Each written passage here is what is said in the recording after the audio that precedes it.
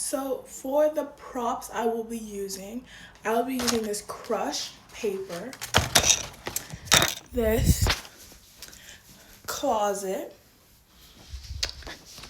I will also be using this bowl of water. You can see the water. This pan, this pillow, and also this 2 pages of paper, just plain paper, this water bottle, and that'll be it.